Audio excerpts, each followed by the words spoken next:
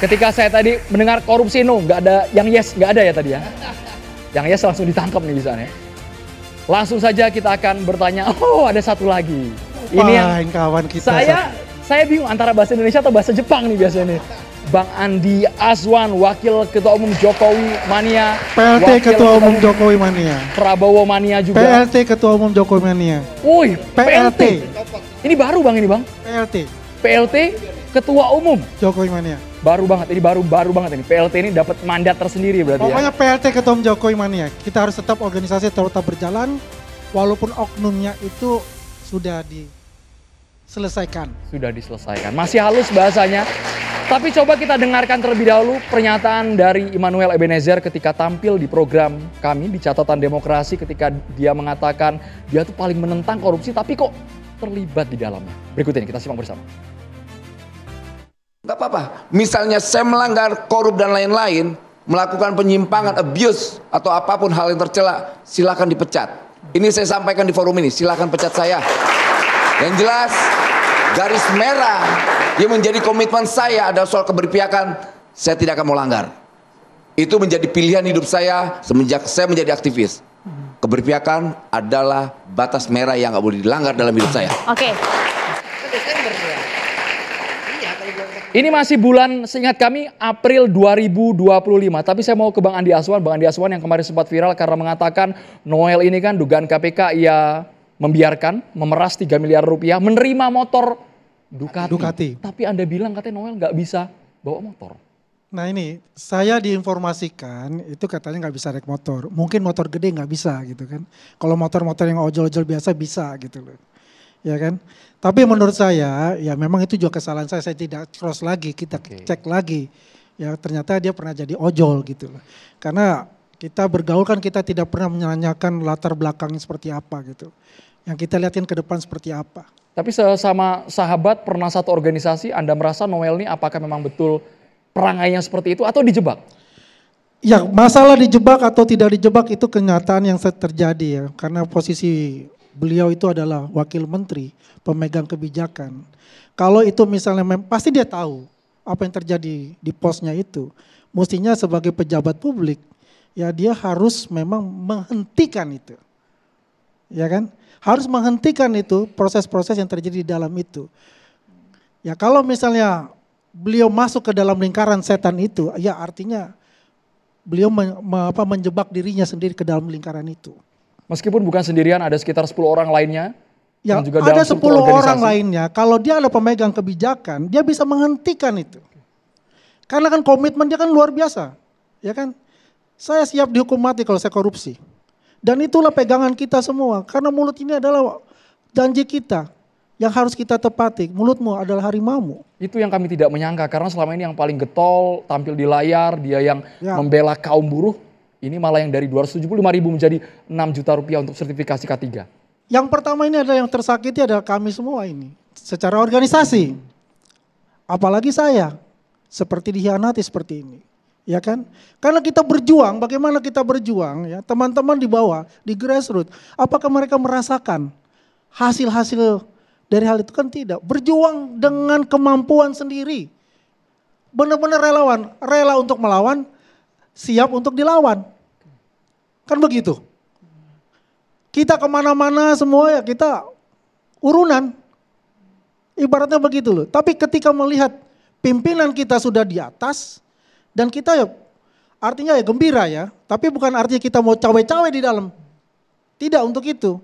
Karena kita paham pekerjaan beliau itu sangat luar biasa dibutuhkan ada ketenangan diri. Ya karena kita lah tahu selama ini di Kementerian Tenaga Kerja kan luar biasa. Banyak sekali kejadian-kejadian yang luar biasa di sana terutama untuk masalah korupsi itu. Dan ini ibaratnya udah stadium 10 kali kalau menurut saya kalau bicara kanker. Ya kan? Disitulah fungsi sebetulnya beliau ini sebagai destroyer quote unquote ya. Untuk menghantam itu semua. Kita sangat apresiasi, apalagi pemerintah memberikan nilai cukup memuaskan dalam kinerja beliau. Menarik ini, Bang Norman harus komentar loh. 10 bulan menjabat, pernyataan dari Mensesnek menurut Prabowo, 10 bulan ini punya gebrakan yang cukup signifikan. Diksinya memuaskan, Bang Norman. Ya, saya itu kalau lihat si Noel ini, kaget ya. Saya paling benci dengan korupsi. Benci banget. Ya, Noel baru bulan Desember ya dapat duitnya ya. 3 miliar. Seharusnya dia usut. Jangan diambil uangnya kalau dia mau pembersihan di departemen itu. Kan dikumpulkan data tahun dari 2019 sampai 2025. Sampai terkumpul berapa? 60 miliar katanya tuh. 69. 89. Seharusnya si Noel ini mengusut itu. Ini bajingan ini orang ini. Ya. Tolong dijaga bang, kata-katanya tolong Enggak dijaga. apa-apa. Anda kok kasar sekali sama Di depan Noel ya? umum saya biasa ngomong. Saya tanya kepada adik-adik, setuju nggak koruptor dihukum mati? Setuju nggak? Setuju nggak? Setuju nggak? Inilah rakyat jadi miskin ini gara-gara gini-ginian. Saya minta Bapak Presiden kita nih ya laksanakan janjinya di pemilu. Salah satu adalah memberantas korupsi, koruptor. Nah saya ingin KPK itu jangan mengusut sampai di situ aja. Berarti tidak menutup kemungkinan di tempat lain bisa seperti itu. Plafonnya berapa tuh katanya? Yang kesehatan tuh? Sertifikasi 200. K3 275.000 menjadi 6 juta 6 rupiah juta. per orang, per buruh. Ini kan Per pemerasan sertifikat. ini, pemerasan. Ini nggak boleh lah. Sebagai wamen nggak boleh begitu.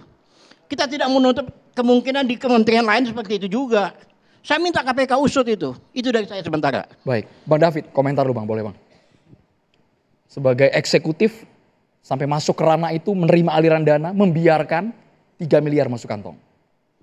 Ya, makasih. Dari dua sahabat pembicara sebelumnya kan, ini juga kawan-kawan Noel ya. Saya teman baik Noel, sama-sama 98, sama-sama di relawan. Walaupun organ kami berbeda ya, saya Bara JP. Nah, dalam sisi manusia itu selalu ada dua sisi kan. Yin yang lah gitu, ada sisi gelap, ada sisi terang. Beberapa waktu sebelum Noel ketangkap kan di publik itu Noel seolah-olah seorang hero ya. Dan banyak hal yang menjanjikan hal yang positif ke depan dengan setiap Noel ada di media elektronik.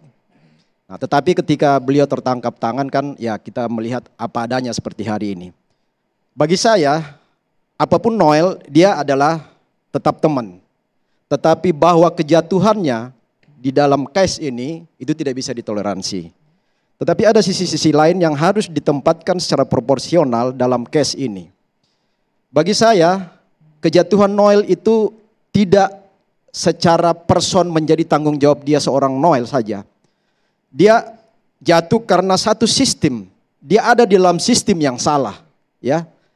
Nah, sering saya katakan di beberapa media juga bahwa di kementerian manapun ada posisi seorang inspektorat, ya.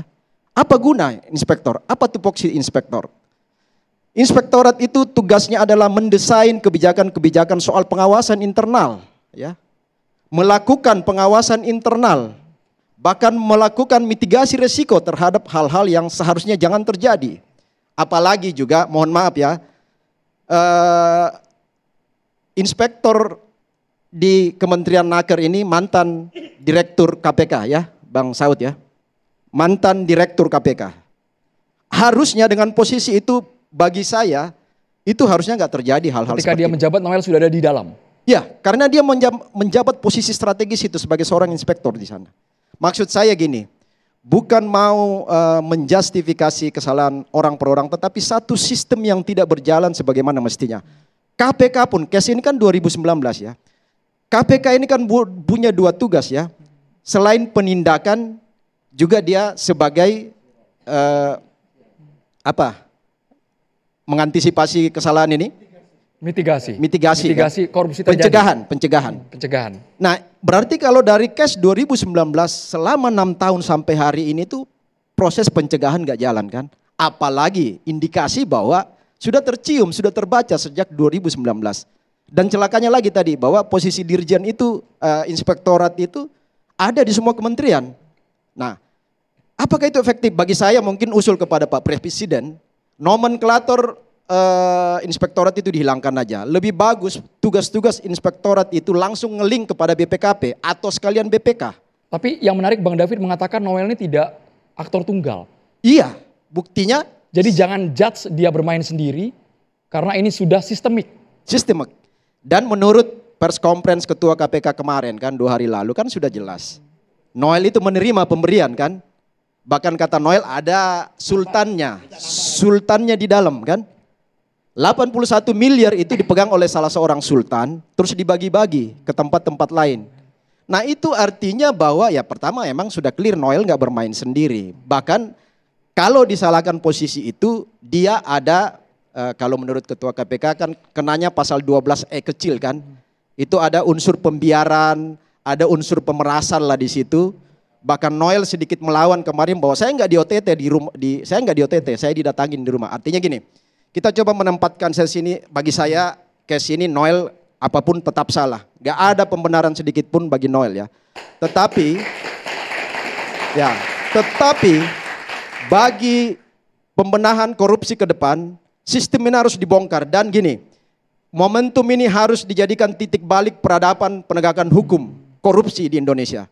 Nggak boleh berhenti hanya pada menangkap lalu kemudian menghukum, mempanismen.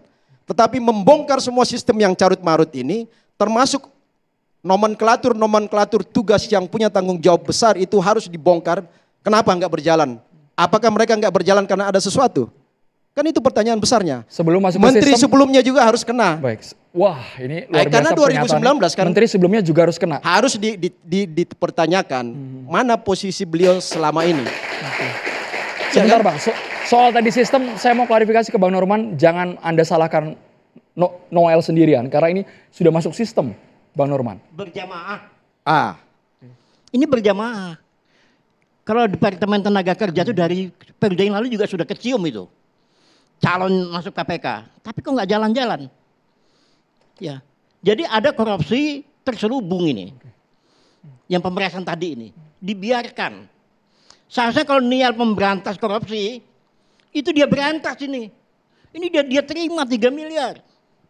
Tapi ngomong nggak sesuai dengan ngomongannya. Gua anti korupsi, gua siap mati. Nah mati aja lo di situ. Ya. Ya, memang berat apalagi kami. Untuk membela pun juga berat buat kami. Karena itu adalah yang merupakan dalam buku paradoksnya Pak Prabowo Subianto. Bahwa di negara kita ini, kebocoran-kebocoran yang sudah begitu besar, tidak bisa ditambah-tambah lagi. Ya artinya, apapun siap. Tanggal 16 Agustus begitu berapi-api Pak Prabowo mengatakan, biar dari partai saya, pembantu-pembantu saya, kalau udah berbicara dengan korupsi, saya akan libas. Makanya jangan so asik ya, dekat-dekat sama pemerintah. Kan begitu. Kan banyak sekali yang mengaku-ngaku dekat dengan pemerintah, jadi so asik begitu loh.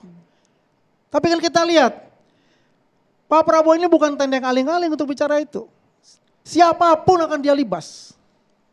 Ya itulah yang saya agak miris buat saya untuk itu.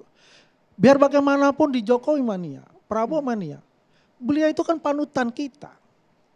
Bagaimana kekuatan dia, bagaimana orasi-orasi dia, membangkitkan semangat-semangat para aktivis dan juga teman-teman kita semua. Baik yang di 98 maupun yang di luar itu.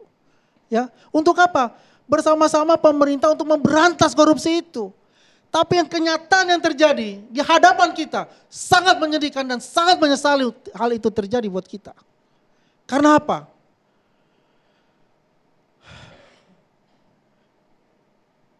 Berat buat kita.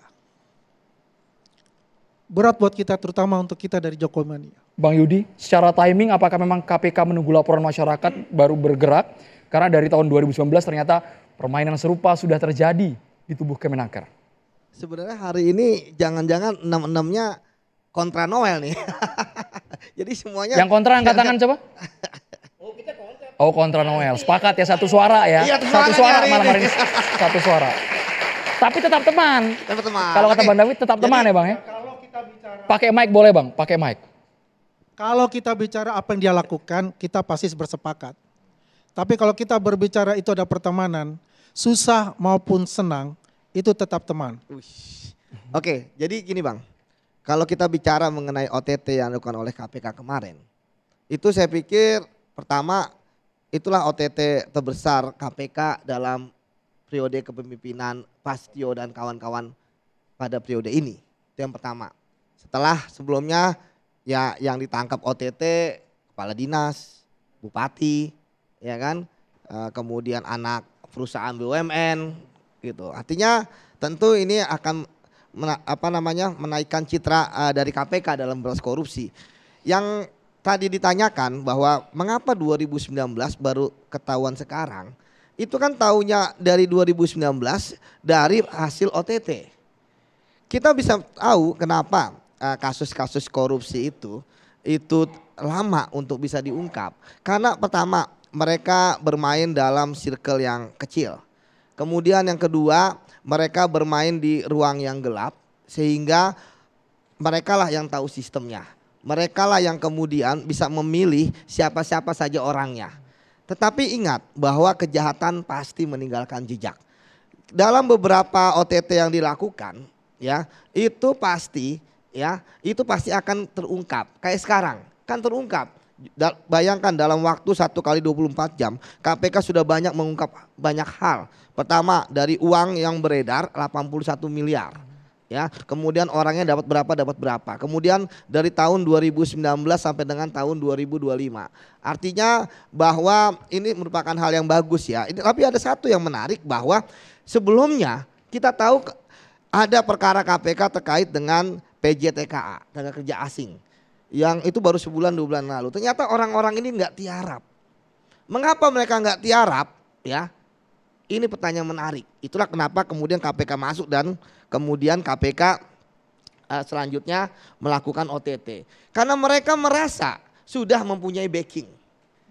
Karena mereka merasa bahwa sudah membayar upeti ya kepada wamen yang mereka anggap bahwa dengan sepengetahuan dengan pembayaran mereka maka ya tindakan-tindakan mereka untuk terus memeras ya. Ini kan keberlanjutan, bukan keberlanjutan kepresidenan ya. Ini keberlanjutan korupsi.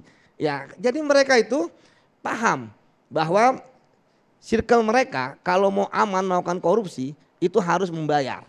Tetapi yang kita tahu tadi juga sebenarnya udah Bang Adi ngomong, yang kita sayangkan adalah bahwa Bang Noel ya ketika dia mengetahui bahwa ternyata bawahannya korup ya, ternyata malah dia ikut terlibat. Dan yang membuat saya agak terkejut adalah terkait dengan Ducati ya, Bang Noel seolah-olah seorang koruptor yang profesional gitu. Betul. Kirain pro apa tadi, profesional dijawabnya. Profesional, mengapa?